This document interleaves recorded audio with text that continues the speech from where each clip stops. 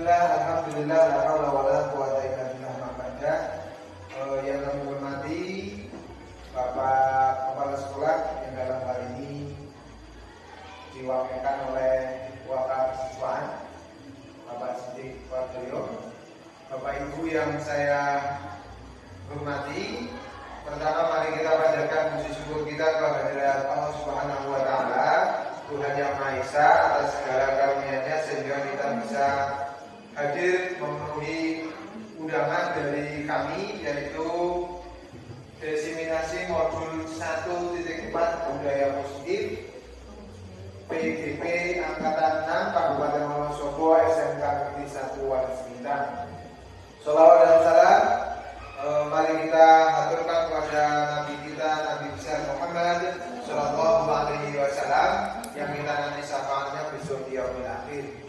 Bapak Ibu, perkenankan saya di sini membacakan susunan acara pada hari ini, yang mana nanti akan disampaikan oleh pemateri kita, Ibu Puji Ernawati SPD. Tepuk tangan untuk pemateri kita. Untuk menyingkat waktu, karena waktu juga terbatas, mari kita buka bersama-sama diseminasi modul 1.4 budaya positif yang akan disampaikan oleh Ibu Puji Ernawati SPD. Kita buka dengan acara bacaan basmalah bersama. Bismillahirrahmanirrahim. Untuk selanjutnya acara diseminasi kepada beliau Ibu Puji Ernawati SPD, kami silakan.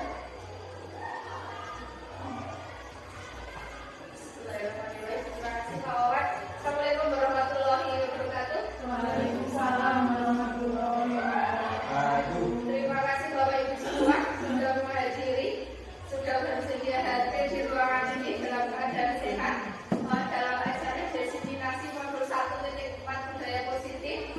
Ini merupakan aksi nyata saya di modul ini.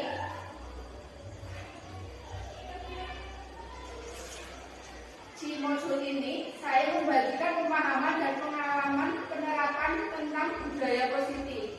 Jadi, Bapak Ibu guru yang hebat, mari bersama-sama kita saling bekerja sama, saling berkolaborasi demi mewujudkan disiplin positif di sekolah tercinta kita.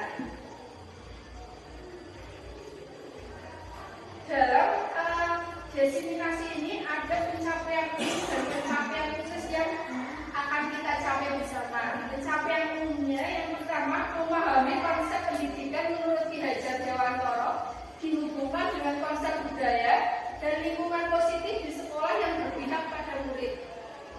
Yang kedua, melakukan evaluasi dan refleksi tentang praktik disiplin dalam pendidikan Indonesia secara umum untuk mendapatkan pemahaman baru mengenai konsep disiplin positif untuk menciptakan murid dengan profil pelajar Pancasila. Sedangkan yang ketiga, memahami peran sebagai guru untuk membangun budaya positif dengan menerapkan konsep disiplin positif dalam berinteraksi dengan muridnya. Sedangkan capaian khusus dalam agenda kali ini yaitu mendemonstrasikan pemahaman peserta mengenai konsep budaya positif yang di dalamnya terdapat konsep perubahan paradigma stimulus respon dan teori kontrol, tiga teori motivasi perilaku manusia, motivasi internal dan eksternal, keyakinan kelas, hukuman dan penghargaan, 5 kebutuhan dasar manusia dan 5 posisi kontrol guru serta segitiga restitusi. Kemudian pencapaian misi yang kedua, menerapkan strategi disiplin positif yang memerdekakan murid untuk menciptakan ekosistem sekolah aman dan berpihak pada anak. Yang ketiga, menyusun langkah-langkah strategi aksi nyata yang efektif dalam mewujudkan kolaborasi dengan seluruh pemain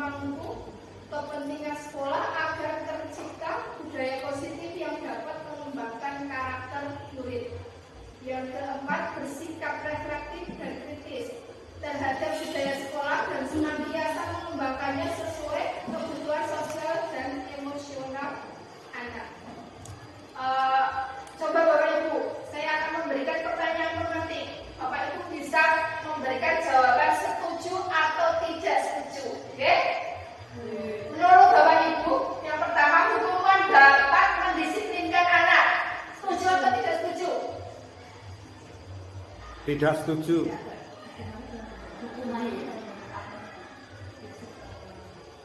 Hukuman dapat mendisiplinkan anak. Setuju atau tidak setuju?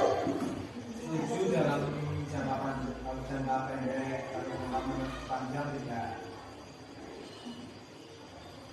Jadi apa? Kalau saya tidak setuju karena itu hukumannya belum jelas hukuman apa. Oh siap. Jadi ada yang setuju, ada yang tidak setuju, ya? Kita simak dulu jawabannya. Kemudian yang kedua, pemberian hukuman dengan hal positif seperti membaca atau membersihkan halaman sekolah dapat meningkatkan disiplin anak. Menurut Bapak Ibu, setuju atau tidak setuju? Setuju. Oke, sebagian besar setuju ini. Yang ketiga, memberikan penghargaan dapat meningkatkan motivasi belajar. Setuju atau tidak setuju? Setuju? Oke, kita simpan dulu jawabannya, nanti di materi selanjutnya akan terjawab. Yang menurut Bapak Ibu tadi, yang pertama itu tergantung hukumannya apa, gitu ya. Yang kedua setuju, yang ketiga juga kebanyakan setuju. Oke, terima kasih. Untuk topik disiplинasi kali ini ada 6 yang akan saya sampaikan. Yang pertama, disiplin positif dan nilai-nilai kebajikan universal. Kemudian yang kedua, teori motivasi, hukuman, penghargaan, dan restitusi. Yang ketiga, keyakinan kelas.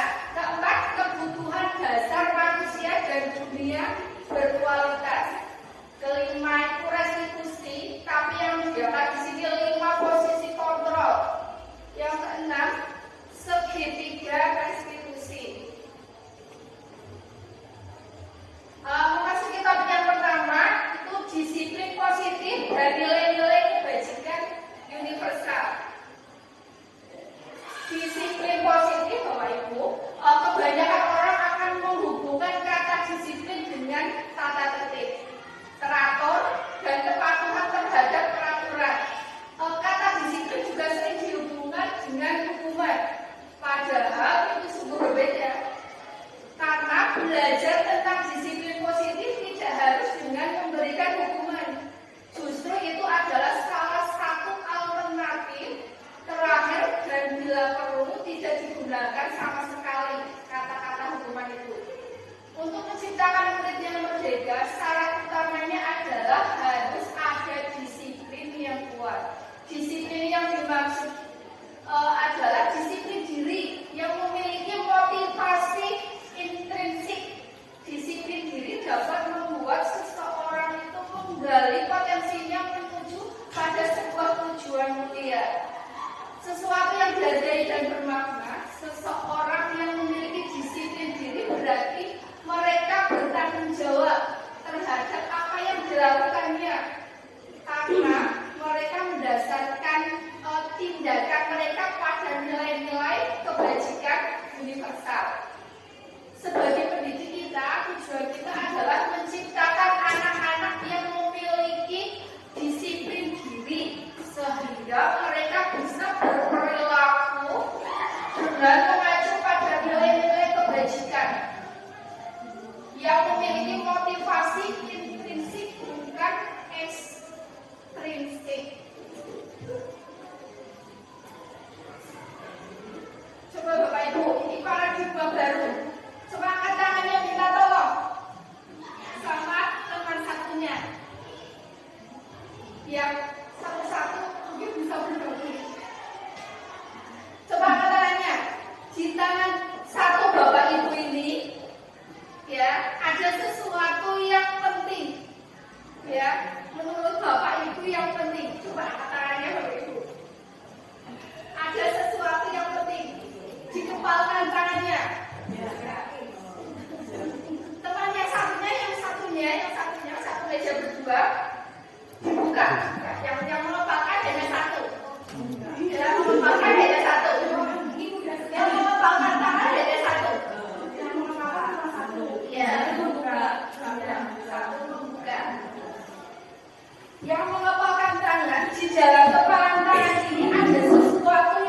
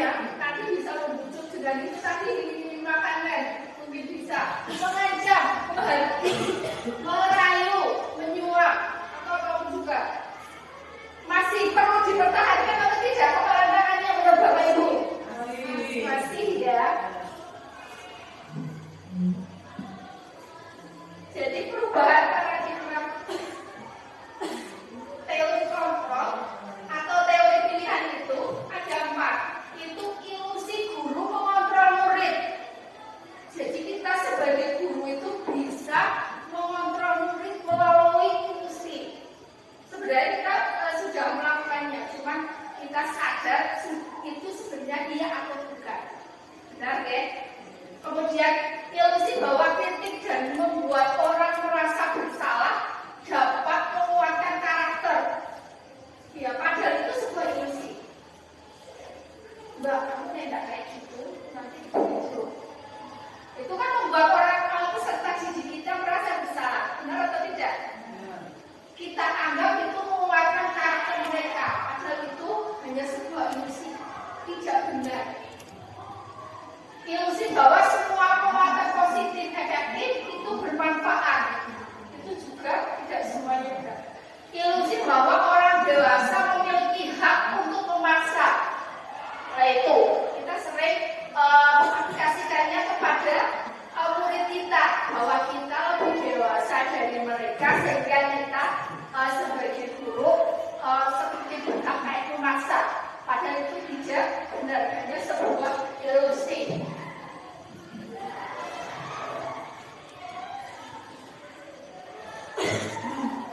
Disiplin positif di sini ada bermacam-macam. Ada teori motivasi, ada 5 posisi kontrol, juga ada 5 kebutuhan dasar manusia. Tadi disebutkan di depan juga ada segitiga restitusi, nilai-nilai kebajikan universal. Nanti akan diterangkan di materi selanjutnya. Apakah nama disiplin berasal dari bahasa Latin, yaitu disiplina, yang berarti belajar. Makna asal dari kata ini berkonotasi dengan disiplin diri dari murid-muridnya. Disiplin diri itu membuat orang menggali potensinya menuju sebuah tujuan, apa yang dia hargai. Namun dalam budaya kita, makna kata disiplin telah berubah menjadi sesuatu yang dilakukan seseorang pada orang lain untuk mendapatkan kepatuhan. Betul tidak? Betul tidak? Ya. Kecenderungan umum adalah menghubungkan kata disiplin dengan ketidaknyamanan, bukan dengan apa yang kita hargai atau pencapaian suatu tujuan mulia. Jadi murid kita kebanyakan disiplin itu karena sebuah apa? Sebuah tuntutan tadi. Karena dilakukan pada orang untuk mendapatkan kepatuhan itu tadi. Nilai-nilai kebajikan universal. Nilai-nilai kebajikan adalah sifat-sifat positif manusia yang merupakan tujuan mulai yang ingin dicapai setiap individu. Nilai-nilai tersebut bersifat universal dan lintas bahasa, suku bangsa, agama maupun latar belakang. Setiap perilaku atau perbuatan memiliki tujuan. Itu menurut Dr. William Besser. Dengan mengaitkan nilai-nilai kebajikan yang diyakini, maka motivasi intrinsiknya akan terbangun sehingga menggerakkan motivasi dari dalam untuk mencapai tujuan mulia yang diinginkan. Nilai-nilai kebajikan yang ingin dicapai oleh setiap anak Indonesia kita kenal dengan profil pelajar Pancasila. Ada berapa Bapak Ibu profil pelajar Pancasila? Ada berapa? 6. Nah, ada 6. Yang pertama, beriman bertakwa kepada Tuhan yang Maha Esa serta berakhlak mulia, mandiri, bernalar kritis, berkebinekaan tunggal, bergotong royong, juga kreatif. Topik pertama sudah kita selesaikan, yang melanjutkan topik yang kedua yaitu teori motivasi, hukuman, dan penghargaan serta restitusi. Teori motivasi perilaku manusia itu untuk menghindari ketidaknyamanan atau hukuman. Biasanya apa yang akan terjadi apabila saya tidak melakukan itu motivasi dari luar diri mereka untuk mendapatkan imbalan dari orang lain. Biasanya pertanyaannya apa yang akan saya dapatkan apabila saya melakukan, itu juga motivasi yang dari luar, yang didapat murid kita dari luar. Kemudian yang ketiga, untuk menghargai diri sendiri. Biasanya pertanyaan saya, dari diri kita, saya akan menjadi orang yang seperti apa bila saya melakukannya. Nah itu motivasinya itu dari dirinya sendiri.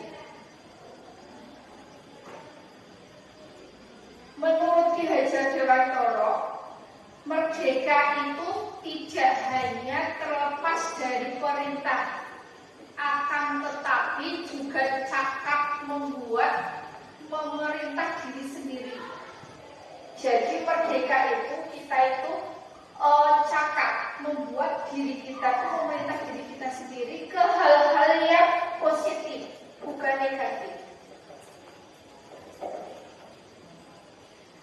Ini adalah dihukum oleh penghargaan. Maksudnya di sini itu kata-kata hukumnya itu seperti sebuah penghargaan penghukum.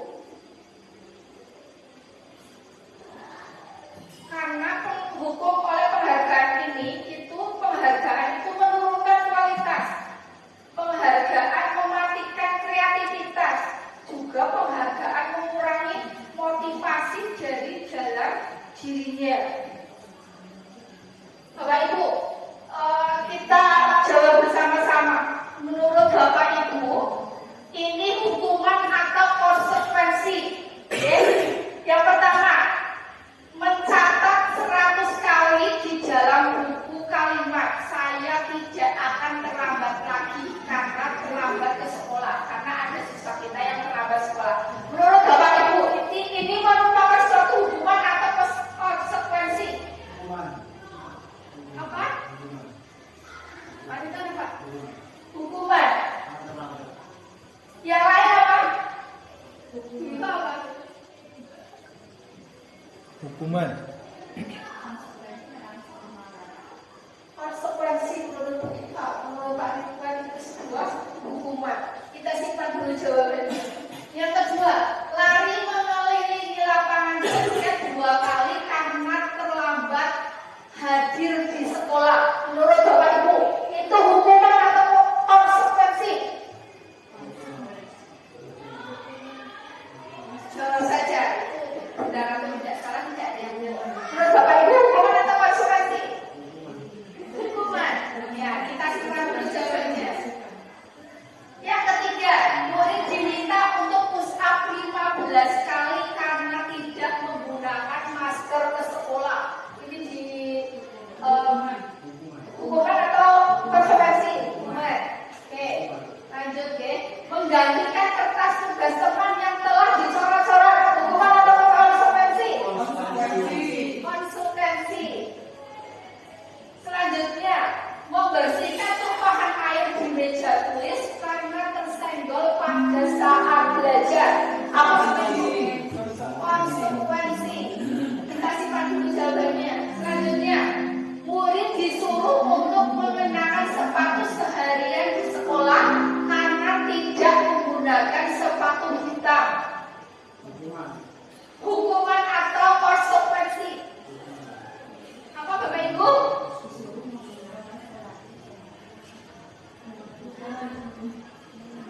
Hukuman? Oke, kita simpan dulu jawabannya. Lanjutannya, lari mengelilingi lapangan basket 2 kali karena terlambat 10 menit untuk pelajaran PJOK. Menurut Bapak Ibu, ini merupakan suatu hukuman atau konsekuensi? Konsekuensi. Kita lihat jawabannya. Tadi Bapak Ibu menjawab apa?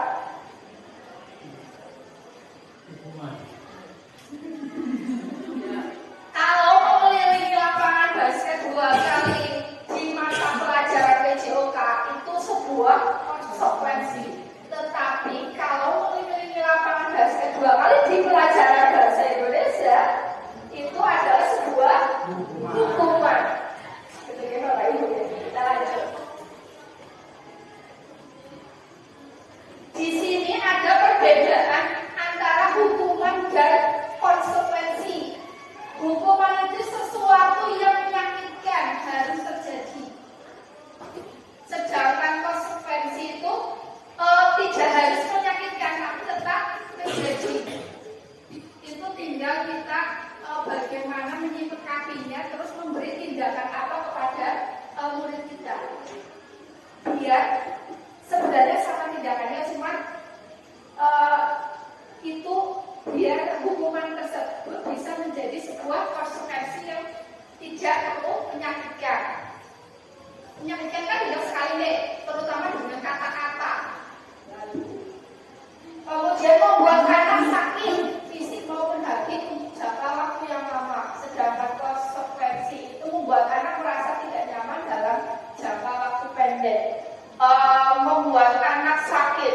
hati. Nah, itu dengan kata-kata, bisa kata-kata atau tindakan kita. Kita cuci saja, anak bisa sakit hati atau tidak? Bisa. Selanjutnya, anak membenci kedisiplinan, itu dihukuman. Sedangkan di konsekuensi, anak menghargai disiplin. Nah, kita yang perlu PR buat kita semua itu bagaimana supaya murid kita itu bisa menghargai disiplin tanpa perlu kita tuntut terus-menerus. Hukuman itu sebuah paksaan, sedangkan konsekuensi itu sebuah stimulus, tanggapan. Hukuman itu mendorong anak menyakiti diri sendiri, sedangkan konsekuensi mendorong anak agar mudah menyesuaikan diri. Jadi umpamanya tadi terlambat ke sekolah, mungkin karena dia tidak terbiasa bangun pagi. Nah itu tadi menyesuaikan diri. Mungkin besoknya kalau sudah diberi arahan, dia bisa dari hatinya tanpa perlu kita paksa-paksa. Kemudian hukuman konsep diri yang buruk, konsekuensi konsep diri yang baik. Hukuman anak belajar untuk menyembunyikan kesalahan. Konsekuensi anak belajar untuk mematuhi peraturan. Hukuman marah, merasa bersalah, dipermalukan, merasa tidak dihargai. Jadi murid kita itu merasa marah, merasa bersalah, merasa tak dihargai. Kalau kita memberikan kepada murid kita itu sebuah hukuman. Sedangkan kalau konsekuensi itu kehilangan hak, dibuat tidak nyaman. Jadi kita hanya memberikan murid kita merasa mereka itu tidak nyaman saja, tapi tidak sampai membuat mereka sampai sakit hati. Kalaupun diasingkan untuk sementara, mungkin karena dia melanggar peraturan, dibedakan dengan yang lain, tapi biar mereka introspeksi tadi.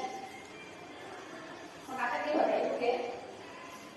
Kita lanjutkan ke materi restitusi. Apa itu restitusi? Coba Bu Dewi, bisa dibacakan. Restitusi adalah proses menciptakan kondisi bagi murid untuk memperbaiki kesalahan mereka sehingga mereka bisa kembali pada kelompok mereka dengan karakter yang lebih kuat. Terima kasih Bu Dewi. Benar. Restitusi adalah proses menciptakan kondisi bagi murid untuk memperbaiki kesalahan mereka sehingga mereka bisa kembali pada kelompok kita dengan karakter yang lebih kuat. Restitusi juga merupakan proses kolaboratif yang mengajarkan murid untuk mencari solusi untuk masalah mereka dan membantu murid berpikir tentang orang seperti apa yang mereka ingin menjadi apa sebenarnya mereka dan bagaimana mereka harus memperlakukan orang lain. Kita contohkan di dalam kelas kita, sebenarnya kita semua sudah melakukan restitusi. Ya, cuma kita tidak sadar. Banyak kalau anak mengantuk, Bapak Ibu gimana tanggapannya? Digebrak mejanya atau disenggol? Gimana disenggol? Terus dinasihati, betul tidak? Betul. Nanti selanjutnya cara menasihati, membimbing anak itu ada bermacam-macam. Nanti di materi selanjutnya aja. 9 ciri-ciri restitusi.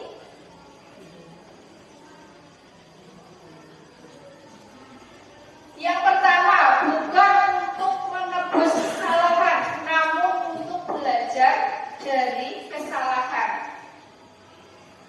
Yang kedua, memperbaiki hubungan. Biasanya murid dan guru, kalau murid melakukan kesalahan, itu kecenderungannya itu hubungannya bergerak. Jadi dilakukan restitusi ini biar hubungan mereka tidak renggang. Kemudian yang ketiga, tawaran, bukan paksaan. Restitusi menuntut untuk melihat ke dalam diri. Juga restitusi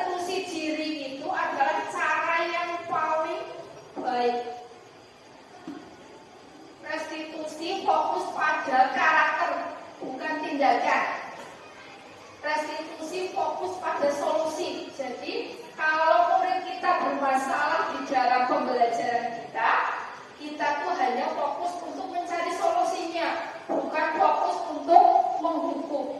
Jadi solusinya gimana? Yang namanya siswa tadi yang mengantuk, supaya pembelajaran di dalam kelas kita siswa tidak mengantuk, apa yang perlu kita lakukan? Mungkin melalui media pembelajaran yang beragam, yang menarik mereka, yang dapat menarik minat mereka supaya pembelajaran kita tidak membuat mereka mengantuk, lebih bersemangat lagi. Restitusi juga mengembalikan murid yang berbuat salah pada kelompoknya. Ini untuk banyak tugas kelompok waktu berdiskusi. Kan berdiskusi ada siswa yang memang tidak mau bekerja sama, tidak mau berkolaborasi. Nah, itu bisa dilakukan dengan tindakan restitusi tadi. Terima kasih Bapak itu. Kemudian topik yang ketiga itu keyakinan kelas. Kita semua pasti sudah pernah melakukan keyakinan kelas. Kalau kita kebanyakan kontrak belajar yang sudah kita kerjakan itu kontrak belajar, betul atau tidak? Iya, kontrak belajar. Mengapa tidak peraturan saja? Mengapa harus keyakinan kelas?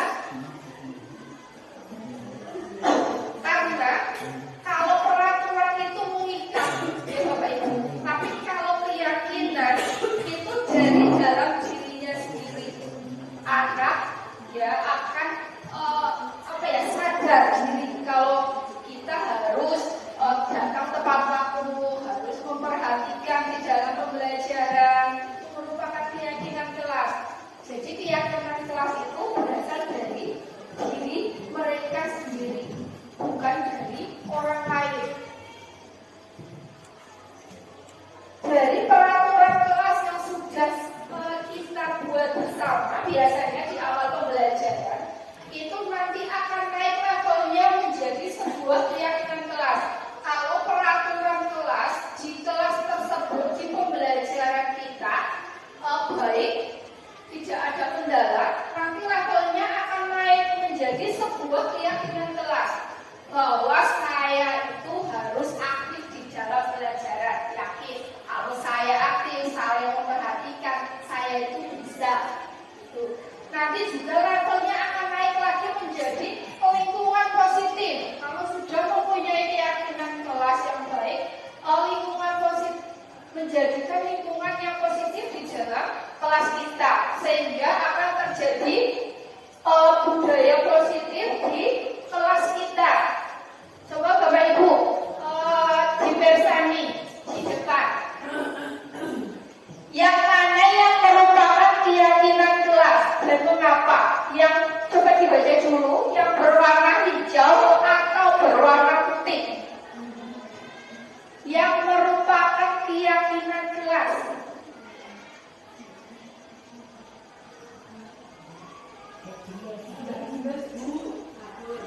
Kurang jelas apa mata saya karena tidak tambah ini. Pak Reza jelas tidak? Coba Pak Reza, yang berwarna hijau atau berwarna biru? Yang hijau atau yang putih? Maaf, yang hijau atau yang putih?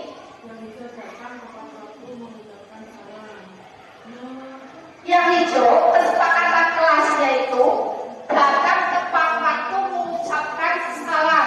Sedangkan yang putih, kami, guru dan murid yang saling menyayangi. Kedua, menjaga kebersihan sekolah. Sedangkan yang putih, kami, murid yang bersemangat belajar. Lanjutannya, berdoa sebelum dan sesudah pelajaran.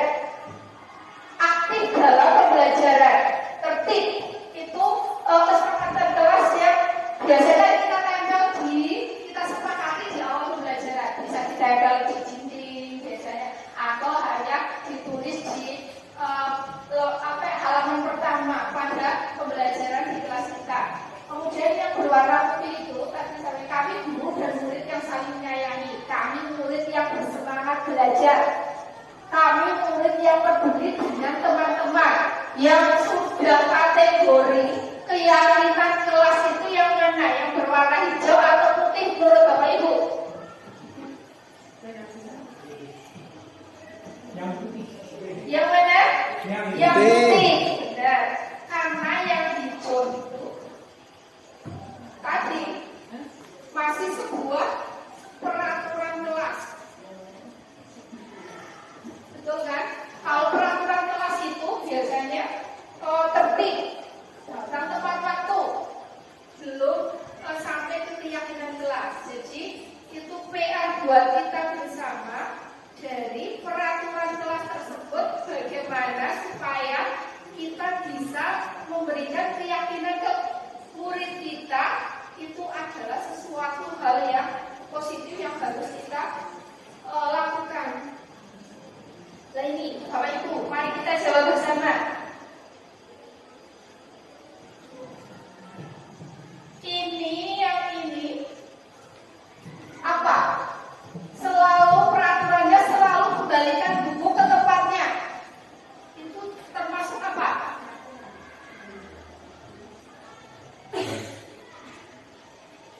Selalu mengembalikan buku ke tempatnya. Bisa Pak? Disiplin, menghargai, mungkin apa? Itu termasuk apa Bapak Ibu?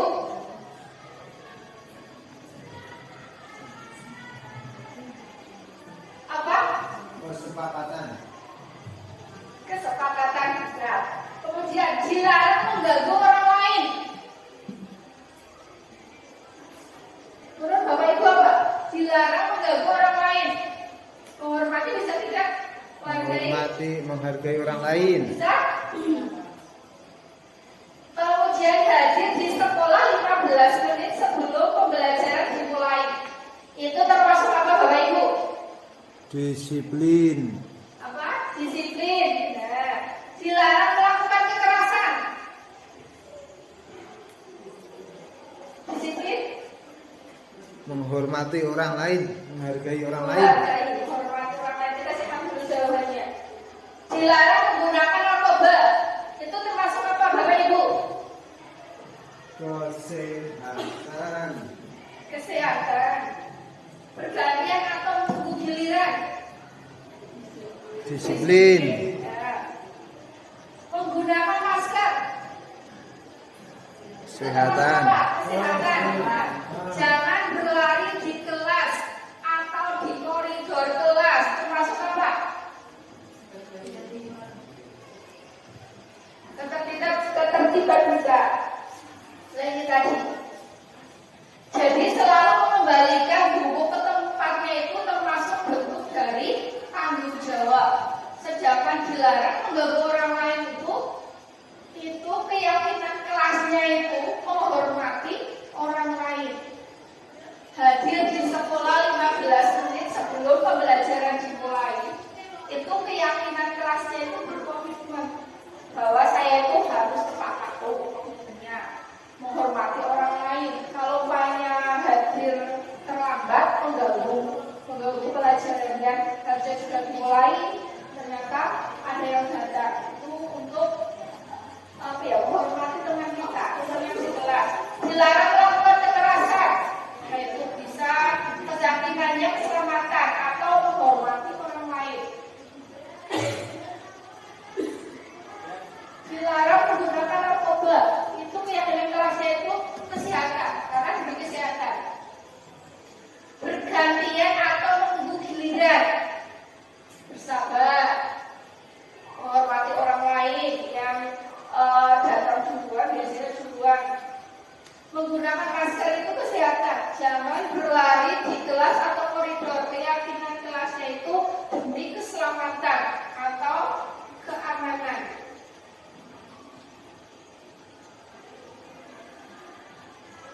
Topik yang keempat, masuk topik yang keempat yaitu kebutuhan dasar manusia dan dunia berkualitas.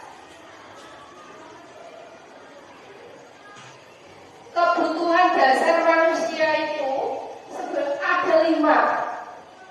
Seluruh tindakan manusia memiliki tujuan tertentu. Ketika kita mendapatkan apa yang kita inginkan,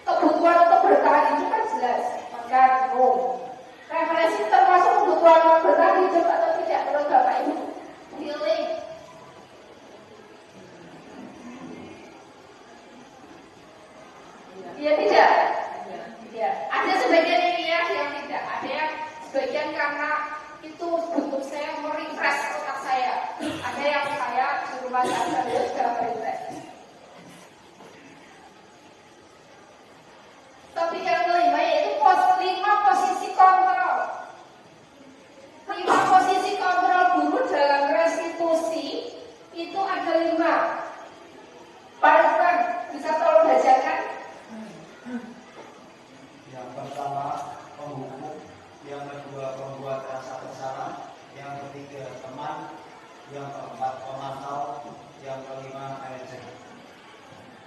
Terima kasih, benar. 5 posisi kontrol dalam restitusi. Itu guru itu sebagai apa di situ? Jadi waktu dia melakukan hukuman kepada murid, dia bisa sebagai posisi sebagai penghukum, bisa juga sebagai pembuat rasa bersalah, atau bisa juga dia sebagai teman, pemantau, ataupun sebagai manajer. Contoh penerapan 5 posisi kontrol. Misalnya ini kasusnya, siswa tidak memakai atribut lengkap saat upacara bendera. Nah ini Bapak Ibu, nanti di sini kita bisa membedakan 5 dari posisi kontrol tersebut. Kalau yang penghukum, biasanya kata-kata dari Bapak Ibu itu yang tidak mematuhi peraturan sekolah, silakan berdiri pada barisan tersendiri. Begitu kan biasanya kata-katanya itu termasuk kategori penghukum. Sedangkan untuk pembuat rasa bersalah, biasanya kata-katanya, ayolah tertib. Kalau kamu tidak tertib, Buana akan dipanggil oleh kepala sekolah. Apakah kamu tidak kasihan dengan Buana? Itu kan membuat rasa bersalah pada murid kita. Kemudian teman, kata-kata teman biasanya, ayo nak, kamu pasti bisa buat mereka bangga dengan menjadi murid yang tertib. Kali ini tidak apa-apa kalau kamu salah, ini bisa, tapi besok lagi jangan dilakukan kembali. Itu adalah kata-kata kita sebagai guru ke murid kita yang melakukan kesalahan sebagai teman, posisi sebagai teman. Kemudian sebagai pemantau, biasanya kata-kata yang diucapkan oleh guru, kamu sudah melanggar peraturan. Apa kamu tahu peraturan sekolah dan konsekuensinya? Yang terbaik dari posisi 5 kontrol ini Bapak Ibu, yaitu posisi sebagai manajer. Biasanya kata-katanya itu, apakah kamu tahu kesalahan yang sudah kamu perbuat? Kira-kira bagaimana kamu akan memperbaiki kesalahan tersebut? Jadi anak diminta untuk mencari solusi dari kesalahan yang sudah dia lakukan.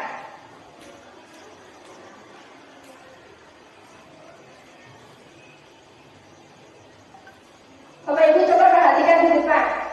Kita kan tadi sudah ada 5 posisi kontrol ini.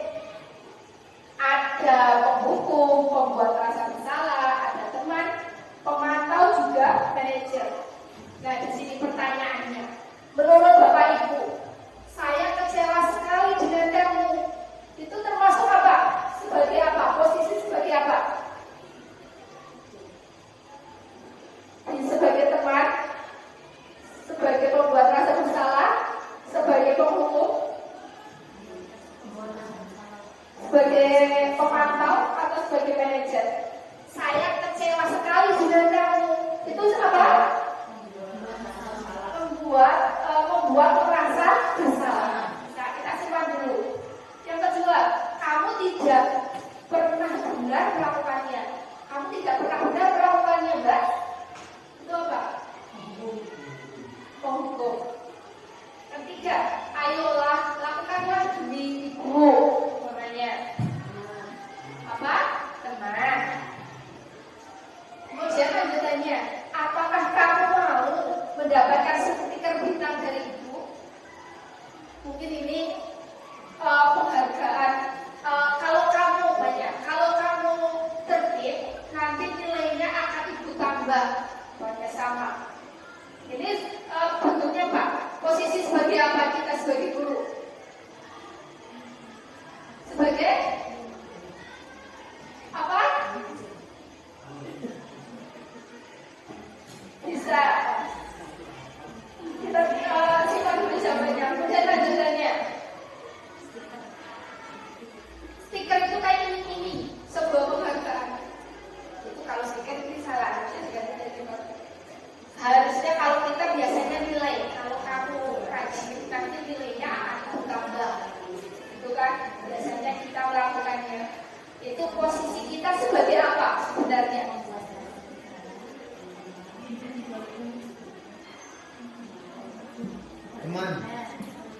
posisi kontrol itu ada lima. Ada posisi sebagai penghukum, ada pembuat rasa bersalah.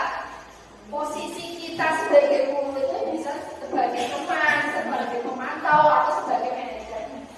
Pertanyaan yang tadi, bagaimana kamu bisa menyelesaikan masalah ini? Sebagai apa? Bagaimana kamu bisa menyelesaikan permasalahan ini? Kita sebagai apa? Mantau. Oke, kita simpan dulu.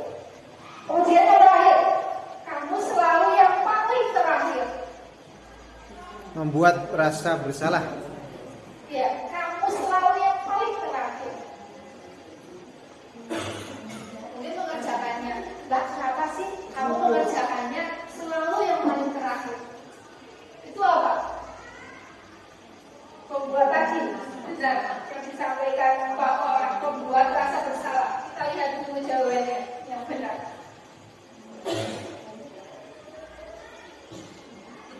Saya kecewa sekali dengan kamu. Itu termasuk kategori membuat orang merasa bersalah. Ya.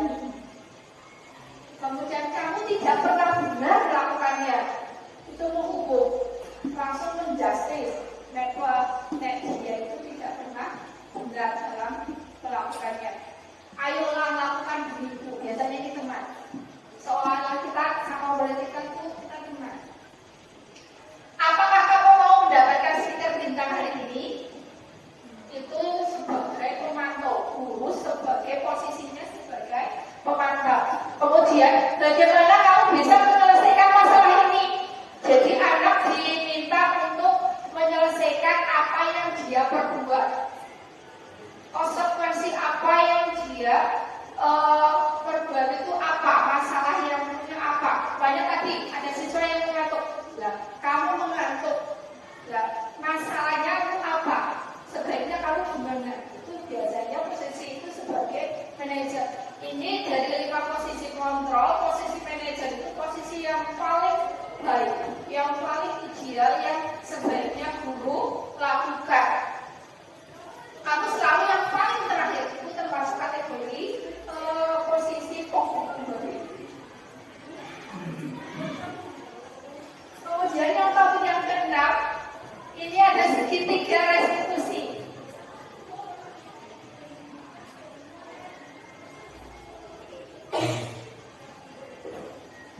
Segitiga restitusi itu ada validasi kebutuhan, juga ada menanyakan keyakinan dan menstabilkan identitas. Menanyakan keyakinan itu ada nilai-nilai apa saja yang telah kita sepakati bersama. Misalnya kamu ingin menjadi orang seperti apa? Sedangkan menstabilkan identitas itu setiap orang pasti pernah melakukan kesalahan. Jadi kesalahan dia itu tidak hanya dia sendiri yang pernah melakukan, orang lain juga bisa. Kemudian validasi kebutuhan. Kamu tentu punya alasan mengapa melakukan itu. Itu termasuk validasi kebutuhan. Menstabilkan identitas itu untuk membuat anak merasa gagal karena berbuat salah, menjadi positif terhadap dirinya. Guru bisa berkata berbuat salah itu hal yang manusiawi. Tidak ada manusia yang sempurna. Bapak Ibu juga bisa berbuat salah. Kita pasti bisa menyelesaikan permasalahan ini. Bapak Ibu tidak tertarik untuk mencari siapa yang benar dan siapa yang salah. Tetapi lebih tertarik untuk menyelesaikan masalahnya. Kalau kamu menyalahkan dirimu sendiri terus-menerus,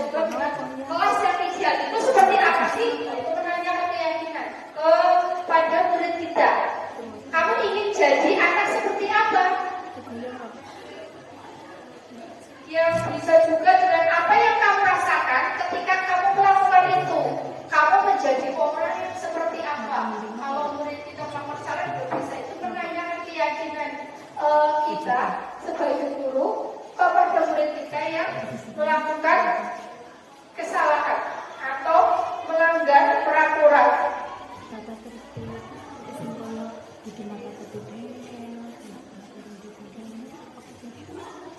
Bapak Ibu, kita sudah ke terakhir.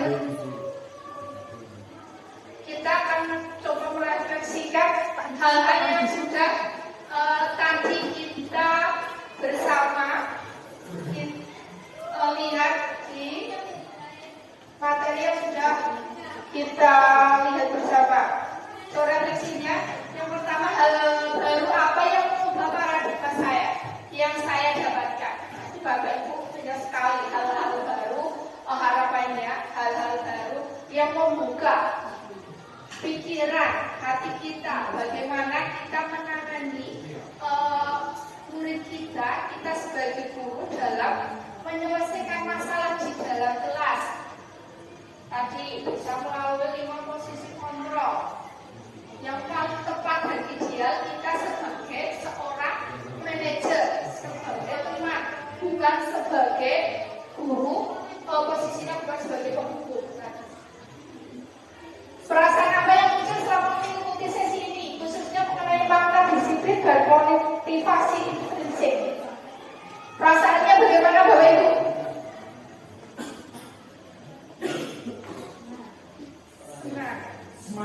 Semangat. Pengetahuan baru. Motivasi baru. Terima kasih. Kemudian ketiga, peran amok. Ini ke guru Hajar Dewantoro. Amok untuk menuntut murid kita. Peran amok pendidik dan sebagai pendidik, bukan hanya sebagai pengajar.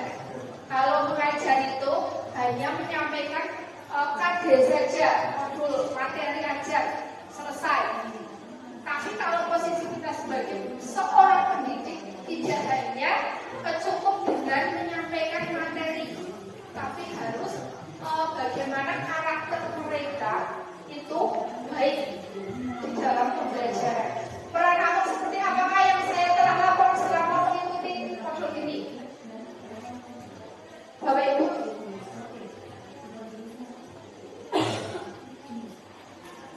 bagaimana peran amongnya? Masih sebagai pendidik atau pengajar? Kita mudah-mudahan merefleksikannya nanti sebagai pengajar. Ya Bapak Ibu, itu PR buat saya, buat kita semua, bahwa pendidik itu tidak hanya materinya selesai sudah, tapi ada kita juga sebagai pendidik mereka menjadi generasi yang kuat, generasi yang berakhlak mulia. Kemudian yang keempat, saya akan menjadi apa yang seperti apakah setelah mengikuti modul ini? Saya akan menjadi seorang guru yang seperti apa setelah mengikuti modul ini? Yang seperti apa yang Bapak Ibu inginkan? Menjadi guru yang bagaimana? Menyenangkan? Setuju? Yang menyenangkan, yang disukai oleh murid kita, betul? Yang dinanti-nanti oleh murid kita di dalam kelas kita. Jangan sampai kita sebagai pendidik, kalau kita tidak masuk kelas, itu adalah sebuah anugerah bagi murid kita. Jangan. Jadi kalau kita tidak masuk ke dalam kelas, itu harusnya mereka kecewa. Jadi kalau mereka itu mengharapkan kita untuk masuk kelas, karena pembelajaran kita di kelas itu pembelajaran yang apa tadi? Menyenangkan, membuat suasana yang berbeda, asik dan gembira. Jadi tidak menonton, hanya duduk, diam, dan mendengarkan. Nah, itu evaluasi buat diri saya sebenarnya, kita Bapak Ibu semua, biar dapat menjadi seorang pendidik yang hebat, yang bisa membawa anak didik kita, murid kita selamat baik di dunia maupun di akhirat. Mereka sukses. Amin. Jadi kalau mereka selamat di dunia dan di akhirat, mudah-mudahan kita juga akan selamat. Dalam penerapan disiplin positif, hendaknya guru memiliki standar kepribadian profesional, sosial yang baik, di mana guru mampu merefleksikan pada posisi kontrolnya saat ini. Bagaimana perjalanan dirinya sebagai seorang among yang tepat tadi posisi sebagai manajer yang menuntun murid-murid menjadi insan yang mandiri, merdeka, dan bertanggung jawab. Kata dia Bapak Ibu kan? Jadi disiplin positif ini diharapkan ke depannya kita sebagai pendidik itu mampu menuntun murid-murid kita menjadi insan yang mandiri, merdeka, dan bertanggung jawab. Ada pertanyaan Bapak Ibu dari materi ini? Cukup jelas semuanya? Jelas. Terima kasih. Ini adalah materi terakhir. Terima kasih banyak Bapak Ibu atas kehadirannya, atas masukannya tadi kepada saya. Mudah-mudahan apa yang saya sampaikan dapat berguna, dapat bermanfaat, dapat membuka pola pikir kita terhadap murid kita. Sebaiknya ada PR apa di diri kita yang perlu kita perbaiki, yang perlu kita perbaharui, supaya diri kita sebagai pendidik itu tadi, pendidik yang diharapkan, pendidik yang dianu-anu itu apa ya? Ditunggu-tunggu oleh siswa kita di kelas. Yang di awal waktunya jam pelajaran, ibu nanti jam pelajaran ibu ya. Itu PR buat kita bersama. Mari kita belajar bersama, memperbaiki diri supaya bisa menjadi seorang pendidik yang baik buat siswa kita. Siap ya Bapak Ibu? Siap? Ya, mari kita belajar bersama supaya peserta didik kita sukses di dunia dan akhirat. Terima kasih Bapak Ibu. Cukup sekian yang bisa saya sampaikan. Mohon maaf atas segala kekurangan. Kalau ada pertanyaan bisa disampaikan selain di di hari ini bisa di lain waktu. Kalau bisa saya menjawab, saya jawab. Kalau belum, mari kita belajar bersama-sama bagaimana caranya tadi agar supaya kita bisa menjadi seorang posisi sebagai manajer. Karena posisi manajer itu posisi yang paling tepat, yang paling ideal sebagai seorang pendidik. Terima kasih Bapak Ibu atas kehadirannya. Semoga kehadiran Bapak Ibu menjadikan amal ibadah Bapak Ibu, menjadikan kesuksesan ke depannya buat Bapak Ibu semuanya. Tepuk tangan. Wassalamualaikum warahmatullahi wabarakatuh. Sekali lagi beri ulas untuk semoga budaya positif yang tadi sudah disampaikan oleh Bu Erna menjadi sebuah inspirasi kita bersama mewujudkan sebuah sekolah yang aman, nyaman demi perkembangan pertumbuhan siswa kita di masa depan. Untuk terakhir kita yel-yel ya, biar semangat. Bu Ida semangat. SMK bisa. SMK bisa. SMK bisa. SMK Negeri 1 Wadas Indah. Demikian untuk acara hari ini. Saya sebagai pembawa acara mengantarkan acara ini banyak kesalahan, mohon maaf yang sebesar-besarnya. Saya akhiri, billahi taufiq wal hidayah. Assalamualaikum warahmatullahi wabarakatuh. Waalaikumsalam warahmatullahi wabarakatuh.